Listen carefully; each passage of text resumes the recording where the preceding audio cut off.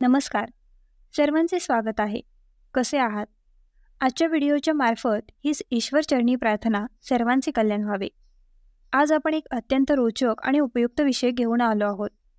तर व्हिडिओच्या शेवटपर्यंत टिकून राहा. मनापासून नम्र विनंती.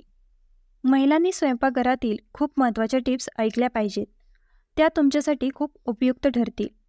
पहिला क्रमांक, पनीर बनवताना दूध नेहमी मंद आचेवर उकळले पाहिजे.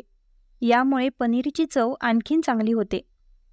दुसरा क्रमांक, मंचुरियन किंवा कोफ्ता बनवण्यासाठी प्रथम भाजीत मीठ घाला आणि 15 ते 20 मिनिटे तसेच ठेवा. नंतर पाणी पिळून घ्या. यामुळे तळताना गोळे फुटणार नाहीत. तिसरा क्रमांक, नवीन पद्धतीने इडली बनवण्यासाठी चिरलेल्या भाज्या किंवा भाज्या आणि त्यांची पेस्ट घालून भाजीची इडली बनवा. तुम्हाला ही भाजीची इडली खूप आवडेल. चौथा क्रमांक, कच्चा आंबा. चटणी तळताना त्यात चिमूटभर साखर वापरल्याने चटणीला चांगला रंग येतो.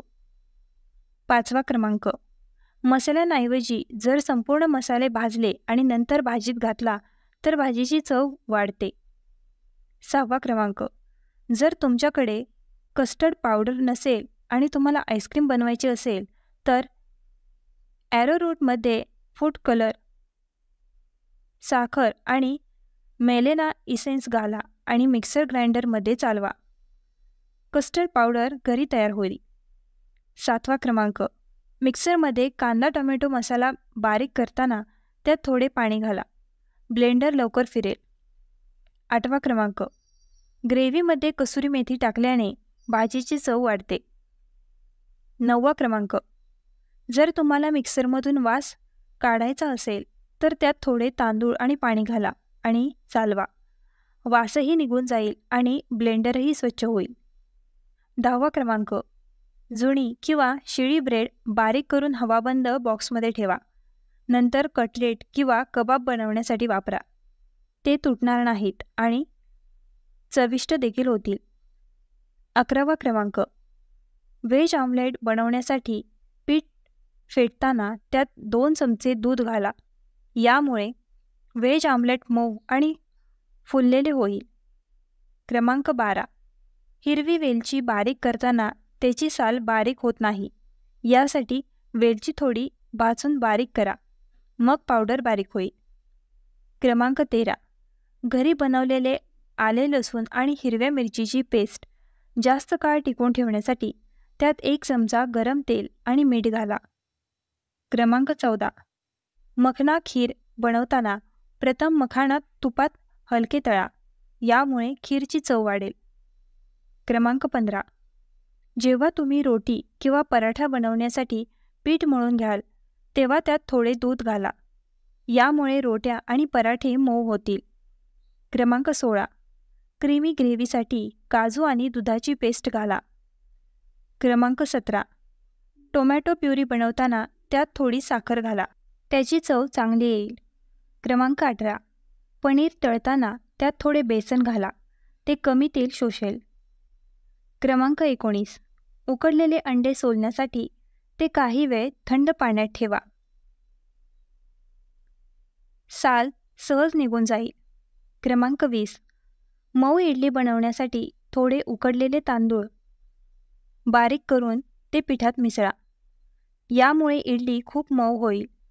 क्रमांक 21, देशी तूप जास्त काळ ताजे ठेवण्यासाठी त्यात गुळाचा तुकडा आणि खडे मीठ घाला. तूप ताजे राहील. क्रमांक 22, हिरव्या भाज्या उकळल्यानंतर लगेच थंड पाण्यात टाका. रंग हिरवा राहील. क्रमांक 23, पुरी लाटून घ्या आणि तळण्यापूर्वी 10 मिनिटे फ्रीजमध्ये ठेवा. तळताना त्यात जास्त तेल शोषणार नाही. क्रमांक 24, पनीर पाण्यात भिजवून फ्रीजमध्ये ठेवावे जेणेकरून ते मऊ राहील. क्रमांक 25, भेंडीची चव वाढवण्यासाठी भाजी शिजवताना त्यात लिंबाचा रस घाला. भेंडी चिकटणार नाही. क्रमांक 26, पालक पनीर बनवण्यासाठी पालक उकळताना त्यात 1 चमचा साखर घाला. जर तुम्ही पालक शिजवत असाल तर त्यात 1 चमचा लिंबाचा रस घाला. यामुळे पालकाचा रंग हिरवा राहील. क्रमांक 27. हरभरा भिजवताना त्यात थोडा बेकिंग सोडा घाला. हरभरा लवकर वितळेल. क्रमांक 28. ताजे पुदिना धुवून वाळवा आणि साठवून ठेवा. ते वर्षभर खराब होणार नाही. क्रमांक 29. रव्याची खीर बनवताना त्यात अर्धा चमचा बेसन घाला. खीरची चव वाढेल. क्रमांक 30. भेंडी बनवताना तुम्ही त्यात 1 चमचा भाजलेले बेसन देखील घालू शकता. यामुळे भेंडीचा चिकटपणा देखील दूर होईल आणि तो कुरकुरीत होईल. क्रमांक 31. साध्या मेयोनीजमध्ये हिरवी चटणी किंवा टोमॅटो मिरची सॉस किंवा चिरलेले धने आणि पुदिना घालून पूर्णपणे नवीन चवीचा दीपीय स्प्रेड तयार करता येतो. क्रमांक 32. मिक्सरमध्ये बनवलेला बटर, मसाले आणि हिंगाचा वास दूर करण्यासाठी कोरड्या ब्रेडचा तुकडा घाला आणि ढवळा. वास निघून जाईल. क्रमांक 33. वांग्याचे साल सहजपणे काढण्यासाठी तळल्यानंतर लगेच काही वेळ पाण्यात ठेवा. साल सहजपणे निघून जाईल. क्रमांक 34. बालुशाही बनवताना नेहमी दुधाने त्याचे पीठ मिसळून घ्या. बालुशाही मऊ होईल. क्रमांक 35. बटाट्याची टिक्की बनवताना 1 कच्चे केळ उकळून त्याच्या मसाल्यात मिसळा. असे केल्याने चव चांगली होते. क्रमांक 36. समोश्यासाठी पीठ मळताना त्यात थोडे तांदळाचे पीठ घाला. यामुळे समोसे कुरकुरीत होतात. क्रमांक 37. बेसनाच्या द्रावणात थोडी उडद डाळीची पेस्ट टाकल्याने पकोड्यांची चव वाढते. क्रमांक 38. क्रिस्टल क्लिअर बर्फ गोठवण्यासाठी उकळल्यानंतर पाणी गोठवा.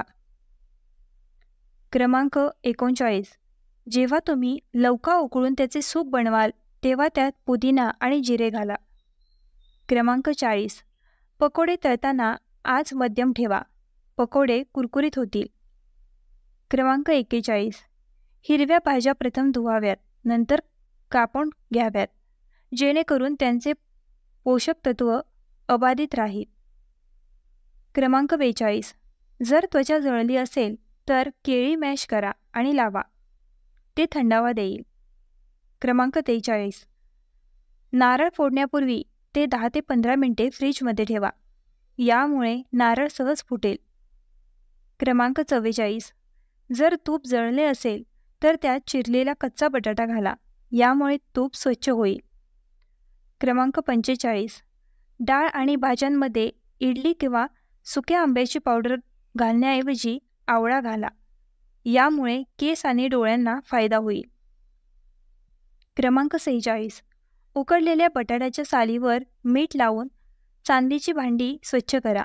भांडी चमकतील. क्रमांक 47. कापलेल्या सफरचंदावर लिंबाचा रस लावल्याने सफरचंद काळे होण्यापासून वाचते. तर मित्रांनो, हा होता आजचा आरोग्यसंपन्न व्हिडिओ. तुम्हाला उपयुक्त वाटला असेल तर लाईक आणि सबस्क्राईब नक्की करा. आपल्या शरीराची आणि मनाची काळजी घ्या. पुढच्या व्हिडिओत पुन्हा भेटू. तोपर्यंत रहा तंदुरुस्त आणि स्वस्थ. धन्यवाद.